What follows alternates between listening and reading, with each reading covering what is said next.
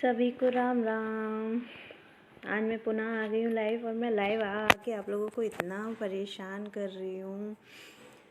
But मुझे लगता है कि मेरे पास बहुत सारे ऐसे प्रश्न आते हैं जिसमें कुछ लोग बहुत सारी चीज़ें पूछते हैं। तो आज मैंने सोचा अपना कुछ व्यक्तिगत विषय आपसे यहाँ पे आके चर्चा करूँ।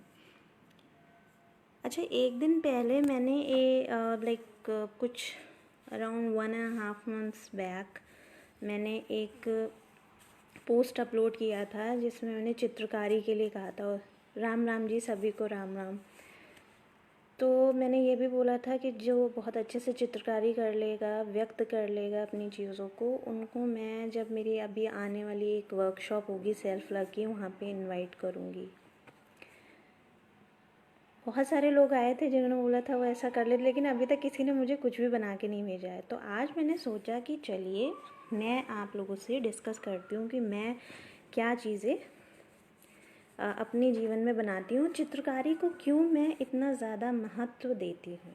देखिए, अगर ज्योतिषीय रूप से जाएं तो जो लोग चित्रकारी करते हैं या अपनी भावनाओं को कागज़ पे उकेरने का प्रयास करते हैं या कहीं भी, वो वास्तव में नैसर्गिक रूप से अपने शुक्र को बलि कर रहे होते हैं, अपने चंद्र को बलि कर रहे होते हैं और गुरु को। तो देखिए, कुछ चीज़ें मैं दिखाती हूँ, उसी के साथ बातें करती जाऊँगी कि मैंने कब क्या चीज़ें बनाई हैं। जैसे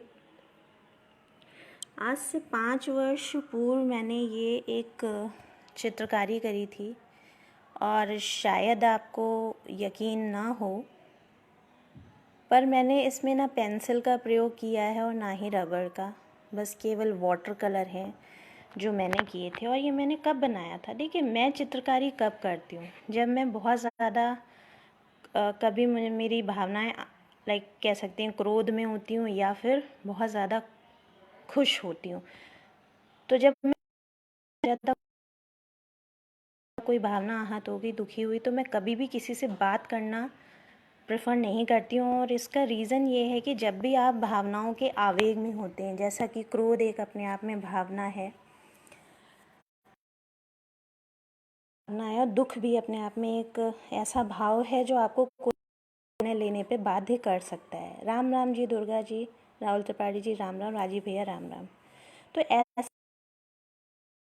कर रहे होते हैं या कुछ कहते हैं तो आप ऐसे बहुत गलत बातें बोल सकते हैं या निर्णय ले सकते हैं जो आपके भविष्य के लिए बहुत ज़्यादा नुकसानदेह होते हैं। तो ऐसे समय पे जब आप क्रोधित हों, दुखी हों या बहुत ज़्यादा खुश हों, किसी से बात करने से बेहतर है, अपनी शेयरिंग करने से बेहतर है आप चित्रकारी करना प्रारंभ कर दें। तो देखिए, ये मैं दुखी थी और मैंने उसमें बनाया, और मैंने लिखा डिवाइन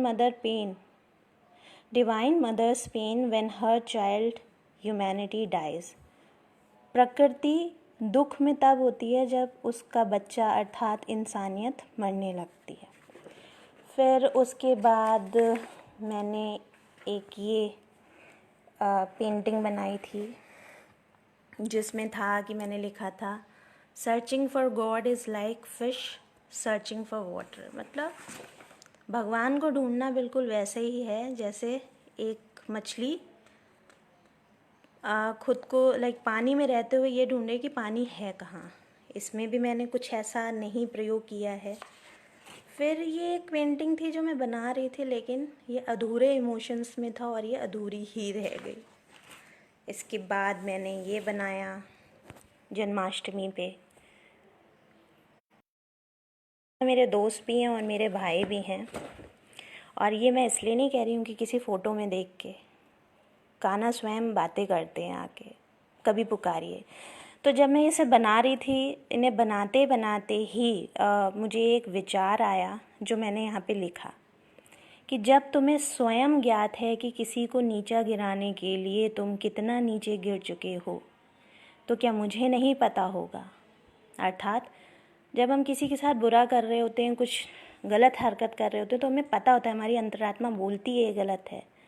तो उसके रेफरेंस में प्रभु बोलते हैं, जब मुझे नहीं पता होगा, तुम्हारे स्वयं के कर्म तुम्हारे समक्ष आते हैं, तो फिर मुझे और विधि पर दोषारोपण किस लिए। झांकना है तो स्वयं में झांको। शायद इसका अर्थ आप समझ रहे होंगे।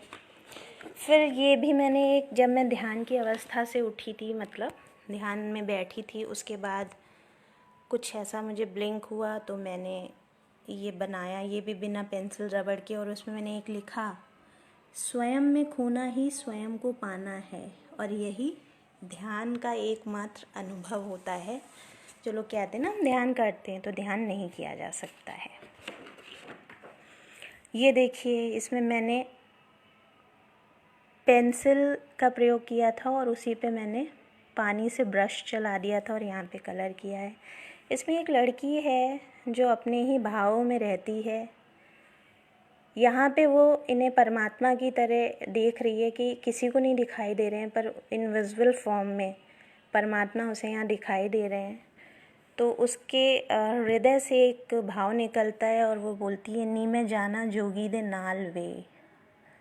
जोगी अर्थात परमात्मा, और मुझे उनके पाना है।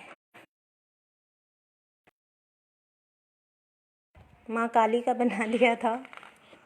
और इसके बाद मैं आपको दिखाऊंगी अभी। तो भाई मैंने बहुत सारे लोगों से बोला था कि जिनको चित्रकारी आती है वो कृपया यहाँ पे भेजें, तो आगे की जो हमारी चीज़ होगी, जो हमारी सेल्फ लव की वर्कशॉप होगी, उसमें मैं उनको अवश्य बुलाऊंगी और ये पहाड़ों पर ही होगी। फिर एक दिखाती हूँ, मैंने केदारनाथ का बनाया था। कोशिश करी थी मैंने स्केच बनाने की केदारनाथ की, और ये बहुत पुरानी एक तस्वीर आई थी मेरे पास जब मैंने बनाया, ब्लैक एंड वाइट ज़माने की। और उसके बाद फिर मुझे केदारनाथ जाने का अवसर भी प्राप्त हुआ। देखिए, इसको बनाते बनाते बहुत ऊर्जाएं उत्पन्न हो रही थी और मैं बहुत आत्मा से प्रभु को याद कर रही थी, और उसके शीघ्र मुझे उसके बाद केदारनाथ जाना।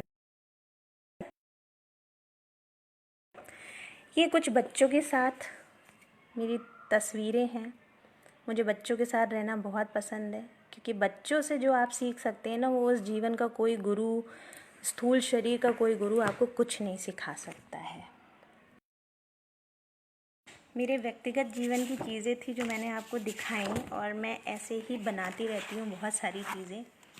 और आशा करती हूँ कि इस लॉकडाउन में इसको आप व्यर्थ नहीं करेंगे, इस समय को, और अपने जीवन में कुछ अच्छा अच्छा बनाते रहेंगे। सनी जी, बहुत बहुत प्रणाम। हमारे साथ सनी जी हैं जो बहुत ही अच्छे ज्योतिषाचार्य हैं, बहुत अच्छे कुक भी हैं, बहुत अच्छी रेसिपी बनाते हैं, और ये इनका अध्यात्म में भी बहुत अच्छे से पकड़ है।